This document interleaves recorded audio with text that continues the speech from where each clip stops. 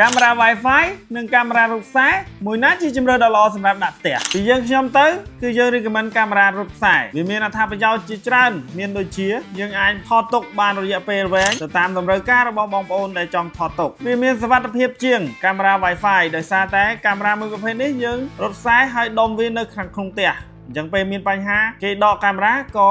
ម៉ាស៊ីនវានៅ record ធម្មតាកាមេរ៉ាមួយប្រភេទនេះគឺវាចាប់បានរូបភាពឆ្ងាយជាងកាមេរ៉ា Wi-Fi កាមេរ៉ាប្រភេទរូបខ្សែគឺមើលបានគ្រប់ពេលវេលាមិនថាពេលដាច់ Wi-Fi ឬមាន Wi-Fi នោះទេយើងអាចមើលតាមរយៈ monitor ឬទូរទស្សន៍បានតែកាមេរ៉ា Wi-Fi ដាច់អ៊ីនធឺណិតគឺយើងមើលលែងឃើញហើយអញ្ចឹងយើងងាកមកកាមេរ៉ា Wi-Fi វិញមូលហេតុអ្វីបានជាយើងអត់សូវ recommend ឲ្យបងប្អូនប្រើប្រាស់ពីព្រោះថាវាងាយនឹងការបំផ្លិចបំផ្លាញមែនតើបើសិនជាមានចោលមានកម្រងធ្វើសកម្មភាពអីមួយគាត់ដកកាមេរ៉ា Wi-Fi គឺចប់តែម្ដងយើងមើលអីក៏អត់ឃើញដែរពេលដែលដាច់ Wi-Fi ក៏យើងមើលតាមទូរស័ព្ទដៃមើលអីអត់បានដែរហើយវាអត់អាច connect ចូល monitor បាននោះទេចំណែកឯ memory ក៏ record បានតិចថ្ងៃផងដែរដោយសារតែកាមេរ៉ាមួយប្រភេទនេះវា support ជាមួយ memory បានតិចជីមែនតើប៉ុន្តែយើងនៅតែប្រើបានដូចគ្នាក្នុងករណីដែលបងប្អូនគិតថាអូផ្ទះបងប្អូនអត់សូវចាំបាច់ទេគ្រាន់តែដាក់មើលផ្ទះមើលសំបែង